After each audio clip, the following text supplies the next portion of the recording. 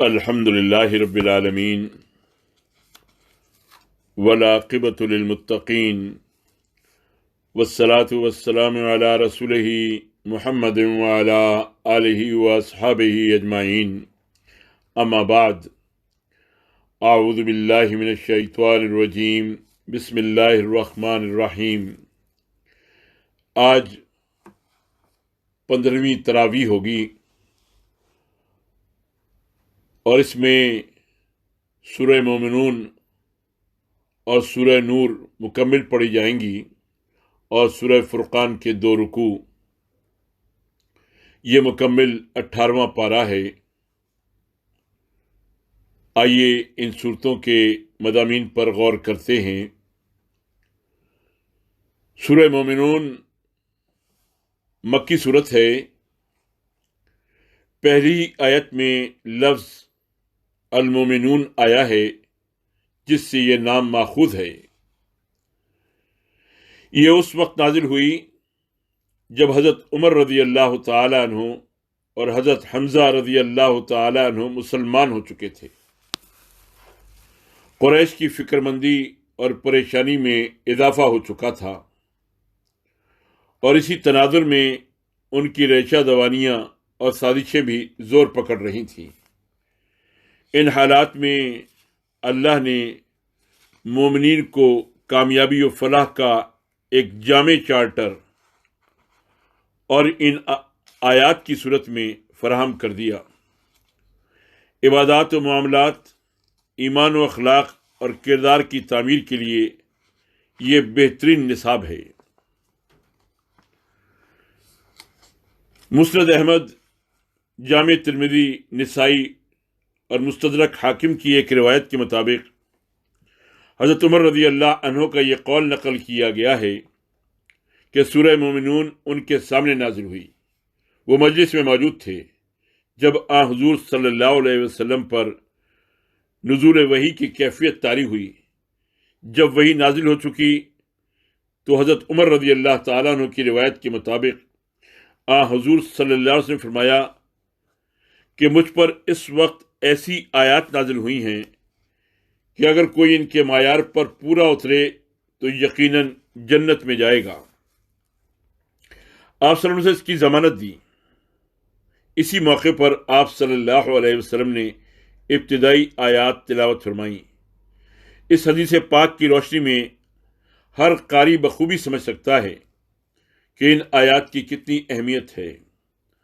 آیات میں اہل ایمان کو فلاح کی یقین دہانی کرائی گئی ہے اور پھر ان کی صفات بھی بیان کی گئی ہیں۔ پہلی آیت کا ترجمہ ہے مومنین یقیناً فلاح پا چکے ہیں۔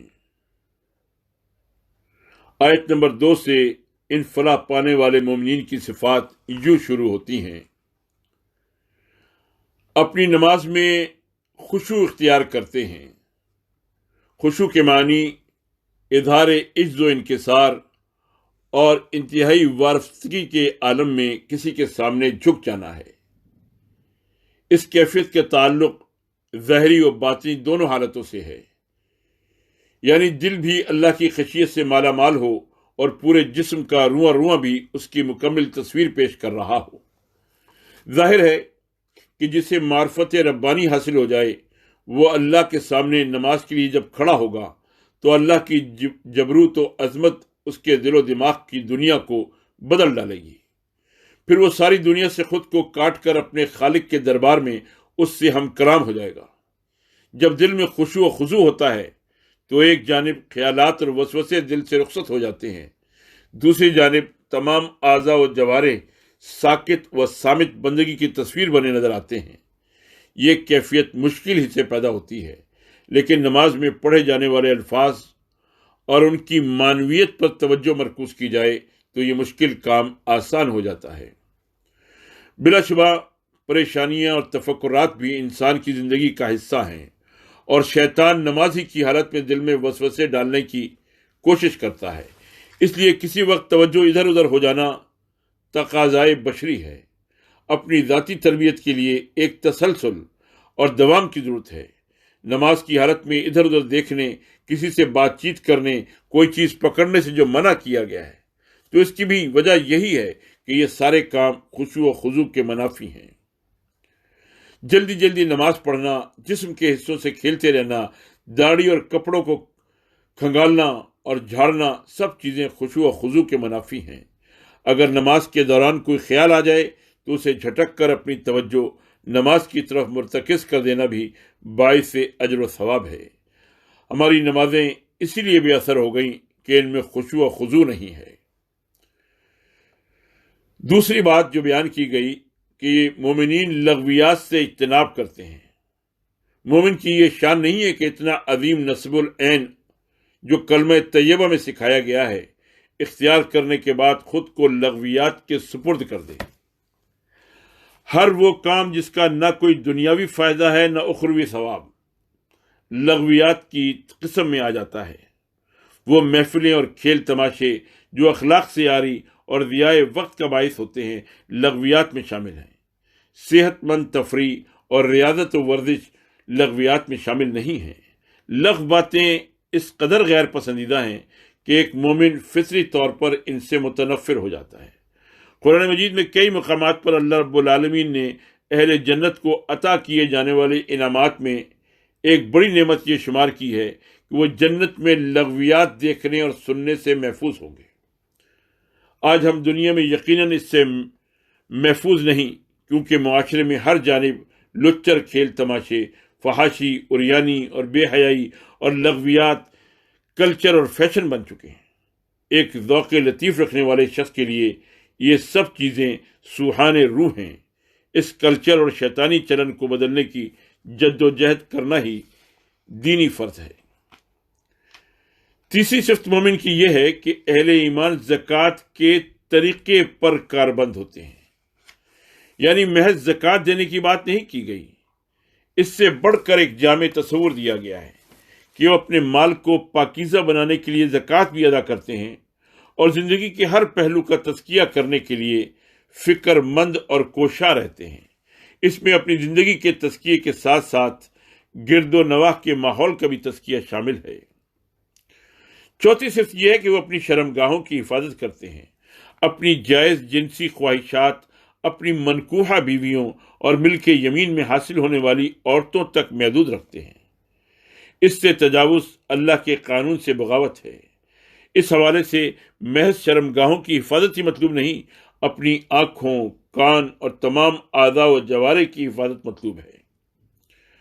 پانچویں صفت یہ بیان کی گئی ہے کہ وہ اپنی امانتوں اور اپنے عہد و پیمان کی پابندی کرتے ہیں۔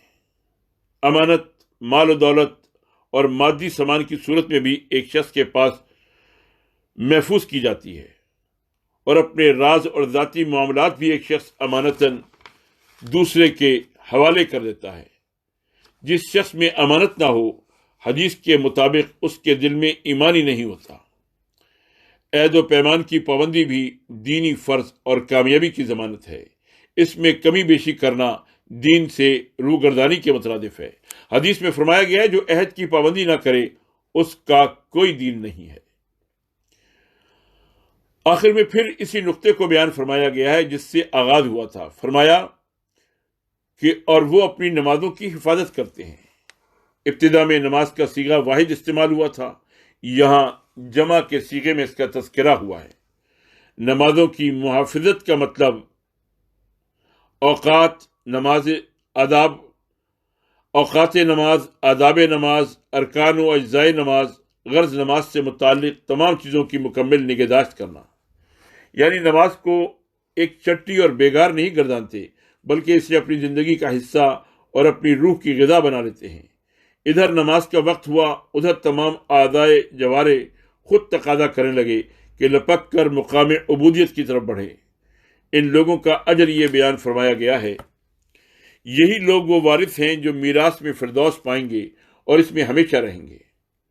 ہر بندہ مومن کے لیے فرض ہے کہ ان آیات پر غور کرے، ان صفات کو فہرست بنائے اور ان پر کاربند ہو جانے کے لیے کمر و ہمت باندھ لے، پھر مسلسل اپنا جائزہ لیتا رہے کہ وہ کہاں تک اپنے مقصد میں کامیاب ہوا ہے اور کہاں ابھی تک خامی اور نقص موجود ہے۔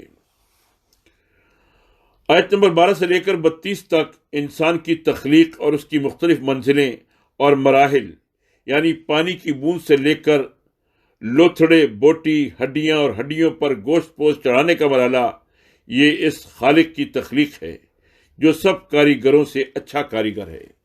اس تخلیق کا تذکرہ کرنے کے بعد پھر موت اور زندگی بعد الموت کی حقیقت بیان کی گئی ہے۔ اس کے بعد آسمانوں اور سیاروں کا تذکرہ ہے، آسمانوں سے نزول بارش اور اس کے نتیجے میں انواع و اقسام کے پھل اور میوے، غلے اور سبزیاں اگانے کی طرف اشارہ کیا گیا ہے۔ تیل دار اجناس اور درختوں کا بھی ذکر ہے۔ پھر ایک اور بڑی نعمت کی طرف اشارہ کر کے بندے کو تحدید سے نعمت کے لیے متوجہ کیا ہے، اور وہ ہے مویشیوں کی نعمت، جن کے پیٹ سے دودھ جیسی غذا ملتی ہے اور ان سے دیگر بہت سے فائدے بھی حاصل ہوتے ہیں۔ جانوروں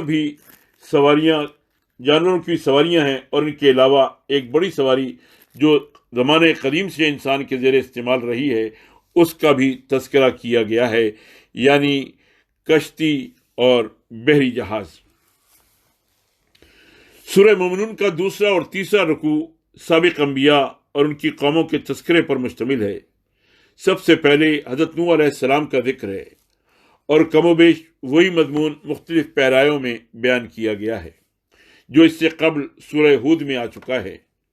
آخر میں حضرت نوح علیہ السلام کی وہ دعا ہے جو انہوں نے کشتی سے اترتے وقت مانگی تھی، ربی انزلنی منزلا مبارکا وانت خیر المنزلین، اے میرے پروردگار، مجھ کو برکت والی جگہ اتار، اور تو ہی بہترین ٹھکانہ دینے والا ہے۔ سورہ ہود میں کشتی کی روانگی کی دعا تھی، بسم اللہ مجرہا و مرساہا ان ربی لغفور الرحیم۔ حضرت نوح علیہ السلام کے بعد آنے والی قوموں کا تذکرہ اور ان پر نازل ہونے والے عذاب رکوع نمبر 2 میں بیان کیا گئے ہیں۔ وہ بھی قریش مکہ اور دور جدید کے منکرین آخرت کی طرح زندگی بعد موت کو ناممکن سمجھتے تھے، اللہ کے نبی کا مذاق اڑاتے۔ انہوں نے کہا، یہ تمہیں اطلاع دیتا ہے کہ جب تم مر کر مٹی ہو جاؤ گے اور ہڈیوں کا پنجر بن جاؤ گے، اس وقت تم قبروں سے نکالے جاؤ گے۔ بعید نہیں، بعید، بالکل بعید ہے یہ وعدے جو تم سے کیا جا رہا ہے۔ زندگی کچھ نہیں مگر بس یہی دنیا کی زندگی، یہی ہم کو مرنا اور جینا ہے، اور ہم ہرگز اٹھائے جانے والے نہیں ہیں۔ یہ شخص خدا کے نام پر محض جھوٹ کر رہا ہے، اور ہم کبھی اس کی بات ماننے والے نہیں ہیں۔ یہ بات آیت نمبر 35 تا 38 میں بیان کی گئی، جو منکرین بیان کیا کرتے تھے۔ آخر جب اللہ کے رسول نے دعا مانگی، رب انصرنی بما کذبون، پروردگار ان لوگوں نے تو مجھے جھٹلا دیا ہے، اس پر اب تو ہی میری نصرت فرما۔ اب نبی کی دعا کا جواب آیا تو سرکش قوم کچرا بنا کر پھینک دی گئی۔ پھر پے در پے رسول آتے رہے اور پیغام پہنچاتے رہے۔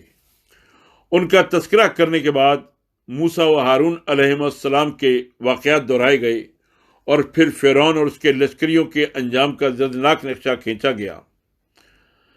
حضرت مریم علیہ السلام اور ان کے مقدس بیٹے حضرت مسیح علیہ السلام کے تذکرے پر انبیاء کا بیان مکمل ہوتا ہے۔ ماں بیٹے کے خلاف وقت کے بادشاہوں اور قوم یہود کی سازشوں کو اللہ نے ناکام بنایا، اور انہیں ایک ایسے علاقے میں پناہ دیے رکھی جو اطمینان و امن کی جگہ تھی، اور جہاں پھلوں کے ساتھ ساتھ پانی کے چشمے بھی اللہ کی نعمت کے ترجمان تھے۔ انبیاء کرام علیہ السلام کا تذکرہ مکمل ہونے پر آیت نمبر 51 اور 52 میں 2 صفتوں کو بیان کیا گیا ہے۔ ایک یہ کہ ہر نبی پاکیزہ اور طیب شخصیت کا مالک تھا، اور حلال و پاکیزہ چیزیں ہی سب کے لیے حلال کی گئی تھیں۔ ان انبیاء علیہ السلام کی دعوت و پیغام ایک ہی تھا۔ اس کی تکمیل خاتم النبیین صلی اللہ علیہ وسلم کی آمد پر ہوئی، اور اس امت کو امت واحدہ کی صفت بخشی گئی۔ یہ نظریے کی بنیاد پر وجود میں آئی ہے۔ رنگ، نسل، زبان اور جغرافیہ اس کی راہ میں حائل نہیں ہو سکتے۔ اللہ کی وحدانیت اور تقوی کی بنیاد پر مختلف النوع قبائل و اقوام ایک رنگ میں رنگ کر ہم قدم و ہم سفر بنتے ہیں۔ یہ ہماری امت ہے جو اپنی ترکیب میں سب سے ممتاز و ممیز ہے۔ اپنی ملت پر قیاس اقوام مغرب سے نہ کر، خاص ہے ترکیب میں قوم رسول ہاشمی۔ چوتھے رکوع میں اہل ایمان کی مزید صفات بیان کی گئی ہیں۔ وہ بھلائیاں کمانے میں سرگرم ہوتے ہیں، اپنے رب کی خشیت سے دلوں کو آباد رکھتے ہیں اور آیات ربانی پر ایمان لاتے ہیں، شرک سے دامن بچا کے رکھتے ہیں اور اللہ کے راستے میں ہر چیز کھپانے کے باوجود اس کے سامنے حاضری کے تصور سے کپ کپاتے رہتے ہیں۔ اس کے مقابلے میں اللہ سے غافل لوگوں کا حال یہ ہے کہ وہ عیاشیوں میں پڑھ کر سب کچھ بھول جاتے ہیں۔ گھمنڈ ان کی انا بن جاتا ہے اور اللہ کی آیات کا مذاق اڑانا ان کا مشغلہ۔ اہل حق کا راستہ روکنا اور انہیں پاگل قرار دے کر مذاق اڑانا ان کی خصوصیات بن جاتی ہے۔ ایسے لوگوں پر اللہ اپنے مقررہ وقت پر جب عذاب کا دروازہ کھول دیتا ہے تو یہ اپنے کرتوتوں کی وجہ سے ہر خیر سے مایوس ہو جاتے ہیں اور ان کے ہاتھ پاؤں پھول جاتے ہیں۔ پانچویں رکوع میں اللہ نے اپنی قدرت کاملہ کا تذکرہ فرمایا ہے، جو انسان کے جسمانی اعضاء و جوارح اور صلاحیتوں سے لے کر زمین و آسمان کی وسعتوں تک پھیلے ہوئے ہیں۔ وہ عالم الغیب و الشہادہ ہے، نہ اس کا کوئی بیٹا ہے نہ ساجی۔ اس سے کفر کرنا، اگر کوئی کافر مانا ہے کہ اگر کوئی دوسرا خدا بھی ہوتا تو اس تخلیق کے کچھ حصے کو لے کر الگ ہو جاتا۔ اس کا فرمانا ہے کہ اگر کوئی دوسرا خدا بھی ہوتا تو اس تخلیق کے کچھ حصے کو لے کر الگ ہو جاتا۔ پاک ہے اللہ ان چیزوں سے جو یہ لوگ بناتے ہیں۔ سورت کے آخری رکوع میں حضور صلی اللہ علیہ وسلم کو دعا بھی سکھائی ہے، جس میں اللہ کے عذاب سے پناہ مانگی گئی ہے، شیطان کی اکساہٹوں اور اس کے حملوں کے مقابلے میں خود کو اللہ کی پناہ میں دے دیا ہے۔ ساتھ ہی حکمت تبلیغ کو دل نشیں انداز میں یوں بیان فرمایا ہے: اے محمد، برائی کو اس طریقے سے دفع کرو جو بہترین ہو۔ قیامت سے قبل عالم برزخ اور نفخ صور ثالث کی طرف اشارہ ہے، جب عملاً قیامت برپا ہو جائے گی، پھر میزان لگے گی اور اعمال تولے جائیں گے، فیصلے سنائے جائیں گے اور عدل و انصاف کے تمام تقاضے پورے ہوں گے۔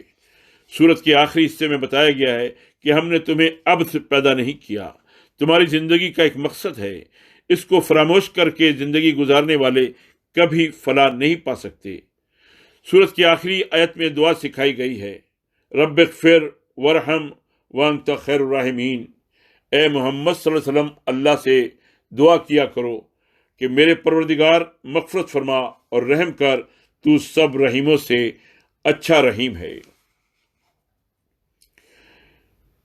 اس کے بعد سورہ نور ہے۔ سورہ نور مدنی سورت ہے۔ آیت نمبر 35 میں فرمایا گیا ہے کہ اللہ آسمانوں اور زمین کا نور ہے۔ اسی سے اس سورت کا نام لیا گیا ہے۔ اللہ کا نور ہی ہر جانب جلوہ فرما ہے۔ اس نور کی کوئی مثال پیش نہیں کی جا سکتی، مگر لوگوں کی تفہیم کے لیے اللہ نے اسے تمثیل کے پیرائے میں بیان فرمایا ہے۔ اسی تناظر میں یہ بھی بیان کیا گیا ہے کہ آسمان اور زمین کی ہر چیز، حتیٰ کہ فضا میں اڑتے پرندے بھی اللہ کی تسبیح بیان کرتے ہیں۔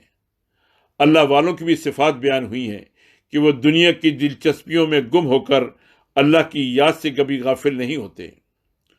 باطل پرستوں کی تمناؤں کے سراب سے تعبیر کیا گیا ہے۔ یہ باتیں آیت نمبر 35 تا 45 میں بیان کی گئی ہیں۔ مفسر قرآن سید ابو العلا مودودی رحمۃ اللہ علیہ کی تحقیق کے مطابق یہ سورت سن 6 ہجری کے نصف آخر میں نازل ہوئی۔ اس سورہ میں کئی احکام و قوانین بیان کیے گئے ہیں۔ یہی وہ سورہ ہے جو تاریخ اسلام کے اس عظیم الشان واقعے کی وضاحت کرتی ہے جس میں پاک دامن ام المومنین سیدہ عائشہ صدیقہ رضی اللہ عنہا پر نہایت گھناؤنی سازش کے ذریعے ایک تہمت لگائی گئی، پھر اس کا جواب خود اللہ نے دیا۔ سورہ میں بیان کی جانے والی اہم احکام و ہدایت کا خلاصہ یہ ہے: زنا کی سزا بیان کی گئی اور اس کے ثبوت کے لیے قواعد و ضوابط بھی بیان کیے گئے۔ قرآن مجید میں غیر شادی شدہ مجرمین کے لیے 100 کوڑے مارنے کی سزا تجویز ہوئی، جبکہ حدیث میں محسن اور محسنہ یعنی شادی شدہ زانی مرد و عورت کی سزا رجم یعنی سنگسار کر دینا بیان کی گئی۔ حضور صلی اللہ علیہ وسلم اور خلفائے راشدین کے دور میں ان دونوں سزاؤں پر عمل درآمد کی مثالیں موجود ہیں۔ سزائے قذف یعنی کسی پر بدکاری کا جھوٹا الزام لگانے کو جرم قرار دیا گیا اور جرم کے لیے 80 کوڑوں کی سزا مقرر کی گئی۔ لعان یعنی مرد کی طرف سے اپنی بیوی پر بدکاری کا الزام لگانا، اس کا قاعدہ مقرر کیا گیا جس میں الزام لگانے والے مرد کو 4 مرتبہ اللہ کے نام پر قسم کھانے کا حکم ہوا کہ وہ اپنے بیان میں سچا ہے۔ یہ 4 قسمیں کھانے کے بعد اسے 5ویں قسم کھانی ہوگی کہ اگر وہ اپنے بیان میں جھوٹا ہے تو اللہ کی لعنت ہو اس پر۔ عورت سے سزا اس طرح ٹل سکتی ہے کہ وہ 4 مرتبہ اللہ کی قسم کھا کر شہادت دے کہ یہ شخص اپنے الزام میں جھوٹا ہے، اور 5ویں مرتبہ کہے کہ اگر مرد سچا ہے تو مجھ پر اللہ کا غضب ٹوٹے۔ یہ بات آیت 6 تا 9 میں بیان کی گئی۔ حضور صلی اللہ علیہ وسلم کے دور میں اس نوعیت کے کئی کیس سامنے آئے، اور جب دونوں جانب سے قسمیں ہو گئیں تو حضور صلی اللہ علیہ وسلم نے ان میں سے کسی کو سزا تو نہیں دی، لیکن دونوں کے درمیان علیحدگی کرا دی، اور اگر بچہ پیدا ہوا تو اسے ماں کی طرف منسوب کیا، اور نہ تو اس بچے کا نان نفقہ باپ کے ذمہ لگایا گیا، نہ اس بچے کا نسبی تعلق ہی اس کی طرف منسوب کیا گیا۔ اس کے ساتھ ساتھ یہ حکم بھی دیا گیا کہ اصل فیصلہ اللہ قیامت کے دن کرے گا، تاہم اس عورت پر قذف کا الزام نہ لگایا جائے، اگر کوئی لگائے تو مجرم ہوگا۔ یہ بھی حکم دیا گیا کہ اس بچے کو حرامی نہ کہا جائے، گویا یہ کہنا بھی بڑا جرم قرار پایا۔ بدکار لوگوں سے مقاطعہ، بدکار مردوں اور عورتوں سے معاشرتی بائیکاٹ کا حکم دیا گیا، اور اہل ایمان کو ایسے لوگوں سے رشتے ناطے کرنے سے منع کر دیا گیا۔ سیدہ عائشہ رضی اللہ عنہا کی عفت پر اللہ کی گواہی۔ سیدہ عائشہ رضی اللہ پر لگائے جانے والے الزامات کی 2 ٹوک انداز میں تردید کی گئی۔ انہیں اللہ نے پاک دامن قرار دیا اور ان پر الزام لگانے والوں کو قذف کی سزا دی گئی۔ فحاشی و عریانی اور بےہودگی سے منع کیا گیا، اور ایسے لوگوں کو سزا دینے کا حکم دیا۔ دنیاوی سزا کے علاوہ آخرت میں بھی انہیں شدید ترین عذاب کی وعید سنائی گئی۔ گھروں میں داخلے ہونے کے لیے گھر والوں سے اجازت کو ضروری قرار دیا گیا، اور اگر گھر والے دستک کا جواب نہ دیں یا بصراحت ملاقات سے معذرت کریں تو آنے والے کو بغیر برا مانے واپس چلے جانا چاہیے۔ تجسس کی ممانعت کی گئی، تانک جھانک ممنوع قرار پائی، اور پرائیویسی کا تقدس قائم کیا گیا، اور اسے مجروح کرنے والوں کو مجرم قرار دیا گیا۔ غض بصر کا حکم، مردوں اور عورتوں کو غض بصر کا حکم دیا گیا۔ عورتوں کے لیے پردہ ضروری قرار دیا گیا، اور غیر محرموں سے میل ملاپ ممنوع ٹھہرایا گیا۔ عورتوں کو اگرچہ باہر جانے کی اجازت ہے، لیکن بناؤ سنگھار کرنے، اپنی نمائش کرنے، شمع محفل بننے اور مخلوط مجلسوں کی زینت بننے سے منع کیا گیا۔ ترغیب نکاح، معاشرے میں عورتوں اور مردوں کو نکاح کی ترغیب دی گئی، اور اس سلسلے میں حائل رکاوٹوں کو دور کرنے کو معاشرے اور ارباب حل و عقد کی ذمہ داری قرار دیا گیا۔ غلامی کا خاتمہ کرنے کے لیے لونڈیوں اور غلاموں کو اپنے مالکوں سے مکاتبت یعنی آزادی حاصل کرنے کا معاہدہ کرنے کی اجازت دی گئی، اور ان لوگوں کی مالی امداد کو بڑی نیکی قرار دے کر اس کی ترغیب دلائی گئی۔ قہوہ گری اور بدکاری کو ممنوع قرار دیا گیا، اور اسے حدیث نبوی میں فوجداری جرم کے زمرے میں شامل کیا گیا۔ خانگی اصلاحات کی گئیں، گھروں کے اندر اصلاحات نافذ کی گئیں، جیسے گھروں سے باہر کے معاملات کے بارے میں قوانین بنائے گئے۔ اس کے مطابق صبح، دوپہر اور رات کے وقت گھروں کے افراد حتیٰ کہ بڑی عمر کے بچے بھی سونے کے کمروں میں بلا اجازت نہ داخل ہوا کریں، یہاں تک کہ اپنے والدین کے کمرے میں بھی دستک دے کر اور اجازت لے کر جانا ضروری قرار پایا۔ ضعیف العمر عورتوں کو کٹھن پابندیوں سے کچھ رعایت دی گئی ہے کہ وہ گھر کے اندر اگر اوڑھنی اتار دیں تو مضائقہ نہیں، لیکن گھر سے باہر بڑھاپے میں بھی انہیں اوڑھنیوں کا اہتمام کرنا ہوگا۔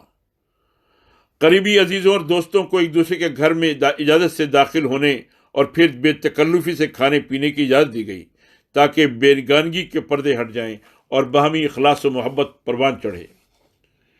اندھے، لنگڑے، لولے، بیمار اور معذور لوگوں کو ان کی کمزوری کی وجہ سے یہ رعایت دی گئی کہ وہ ضرورت کے تحت کسی کے ہاتھ سے کوئی چیز کھا لیں تو انہیں اجازت ہے۔ میدان جہاد کے بارے میں ہدایت دی گئی۔ یہ معاشرتی اور فوجداری قوانین بیان کرنے کے بعد میدان جہاد میں اہل ایمان کے لیے کچھ ضروری ہدایات دی گئیں۔ نمبر 1، کسی مہم پر حضور صلی اللہ علیہ وسلم کے ساتھ جو لوگ شریک ہوں وہ آپ صلی اللہ علیہ وسلم کی اجازت کے بغیر کھسک نہ جایا کریں۔ نمبر 2، حضور صلی اللہ علیہ وسلم کی دعوت اور پکار کو آپس میں ایک دوسرے کی دعوت جیسا نہ سمجھا جائے، بلکہ آپ صلی اللہ علیہ وسلم کی ہر پکار پر غیر مشروط اور بلا چوں چرا لبیک کہا جائے۔ نمبر 3، حضور صلی اللہ علیہ وسلم کے حکم کی خلاف ورزی کرنے والوں کو وعید سنائی گئی کہ اس روش کے نتیجے میں وہ کسی فتنے میں گرفتار ہو جائیں گے یا اچانک ان پر دردناک عذاب آ جائے گا۔ جہاد کے نتیجے میں اہل ایمان سے اللہ کا یہ وعدہ ہے کہ وہ انہیں دنیا میں تمکنت اور خلافت عطا فرمائے گا۔ اہل ایمان جب اللہ کی مقرر کردہ حدود و شرائط پر پورے اترتے ہیں تو اللہ بھی اپنا وعدہ پورا کرتا ہے۔ یہ اس صورت میں بیان کیے گئے عمومی احکام ہیں۔ جہاں تک حضرت عائشہ صدیقہ رضی اللہ عنہما پر تہمت لگنے کا معاملہ ہے، اس میں حضور صلی اللہ علیہ وسلم اور خاندان ابو بکر کئی دنوں تک شدید ابتلا سے گزرے۔ الزام کا تانا بانا عبداللہ بن ابی اور اس کے منافق ساتھیوں نے بنا تھا، لیکن وہ اس قدر شاطر اور کائیاں تھے کہ خود پردے کے پیچھے رہے اور مخلص اہل ایمان حضرت حسان بن ثابت رضی اللہ عنہ، حضرت مصطح بن اثاثہ رضی اللہ عنہ اور حضرت حمنہ بنت حجش رضی اللہ عنہا پروپیگنڈے کا شکار ہو کر اس الزام کا کھلم کھلا اظہار کر بیٹھے۔ آخر کار انہیں قذف کی سزا سے بھی دوچار ہونا پڑا۔ اللہ رب العالمین نے اہل ایمان کو اس سارے فتنے کے دوران خوب آزمائش سے گزارا اور انہیں جھنجھوڑتے ہوئے یہ کہا، کیوں نہ اسے سنتے ہی تم نے کہہ دیا کہ ہمیں ایسی بات زبان سے نکالنا زیب نہیں دیتا۔ سبحان اللہ، یہ تو ایک بہتان عظیم ہے۔ اللہ تم کو نصیحت کرتا ہے کہ آئندہ کبھی ایسی حرکت نہ کرنا اگر تم مومن ہو۔ اللہ تمہیں صاف صاف ہدایات دیتا ہے اور وہ علیم و حکیم ہے۔ یہ بات آیت نمبر 16 تا 17 میں بیان کی گئی۔ اس حوالے سے ایک اہم واقعہ تاریخ و حدیث میں بیان ہوا ہے کہ جب یہ الزام لگا تو صحابہ رضی اللہ تعالیٰ مجمعین خاصے پریشان ہوئے۔ ہر صحابی اپنے گھر میں اس واقعے کا تذکرہ کر کے کڑتا تھا۔ حضرت ابو ایوب انصاری رضی اللہ عنہ سے ان کی بیوی نے جب ان افواہوں کے بارے میں پوچھا تو وہ فرمانے لگے، ایوب کی ماں، اگر تم عائشہ رضی اللہ تعالی عنہا کی جگہ اس موقع پر ہوتی تو کیا ایسا فعل کرتی؟ انہوں نے جواب دیا، خدا کی قسم میں یہ ہرگز یہ حرکت نہ کرتی۔ اس پر میزبان رسول صلی اللہ علیہ وسلم نے فرمایا، تو جان لو کہ عائشہ رضی اللہ تعالی عنہا تم سے 1000 درجے بہتر ہے، اور میں کہتا ہوں کہ اگر صفوان کی جگہ میں ہوتا تو اس طرح کا خیال تک نہ کر سکتا تھا، اور جان لو کہ صفوان تو مجھ سے کہیں اچھا مسلمان ہے۔ یوں اکثر صحابہ رضی اللہ تعالیٰ عنہ مجمعین جانتے تھے کہ یہ الزام جھوٹا ہے، لیکن خاموش تھے۔ حضرت سعد بن عبادہ رضی اللہ عنہ نے تو یہاں تک بھی کہا کہ اگر حضور صلی اللہ علیہ وسلم حکم دیں تو عبداللہ بن ابی کی گردن مار دی جائے، لیکن حضور صلی اللہ علیہ وسلم نے اس کی اجازت نہ دی۔ پھر جب تک اللہ کی طرف سے واضح فیصلہ نہ آ گیا، حضور صلی اللہ علیہ وسلم خاموش رہے۔ فیصلہ آنے پر حضور صلی اللہ علیہ وسلم اور تمام صحابہ رضی اللہ تعالیٰ عنہ کے دل مطمئن ہو گئے، اور عفت مآب ام المومنین سیدہ عائشہ صدیقہ رضی اللہ عنہا کی برات جس طرح اللہ نے نازل کی، اس پر ان کی خوشی کا تو کوئی ٹھکانہ ہی نہ تھا۔ یہ سورہ نور کے مضامین ہیں۔ سورہ فرقان کے 2 رکوع بھی آج پڑھے جائیں گے۔ سورہ فرقان مکی صورت ہے۔ فرقان کا لفظی معنی کسوٹی ہے۔ الفرقان سے مراد قرآن مجید ہے۔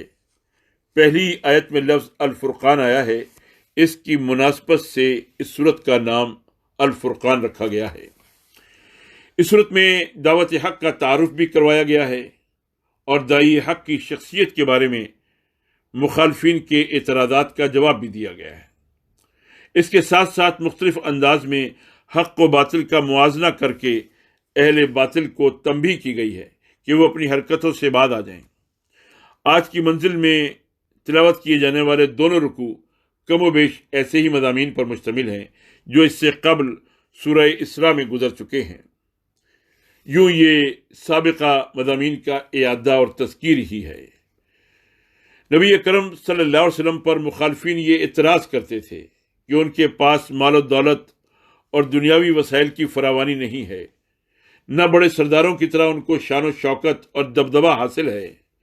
اللہ نے ان لچر سوالوں کا جواب دیا ہے کہ اگر اللہ چاہتا تو ان کے تصورات سے بھی زیادہ دنیاوی دولت آپ صلی اللہ علیہ وسلم کو دے دیتا، لیکن اللہ کی حکمت و مشیت ان کے مطالبات کے تابع نہیں ہے، وہ خود فیصلے کرتا ہے۔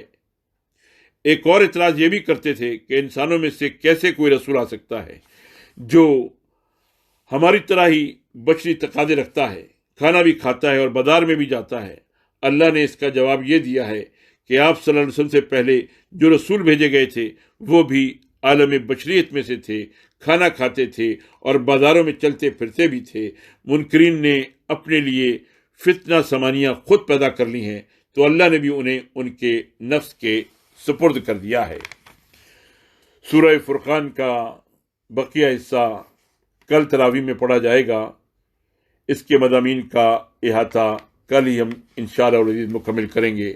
اللہ تعالی ہمیں سورہ مومنون، سورہ نور اور سورہ فرقان کے مضامین کو سمجھنے اور اس کے مطابق اسلام کے تقاضوں کو پورا کرنے کی توفیق عطا فرمائے۔ وآخر دعوانا ان الحمد للہ رب العالمین۔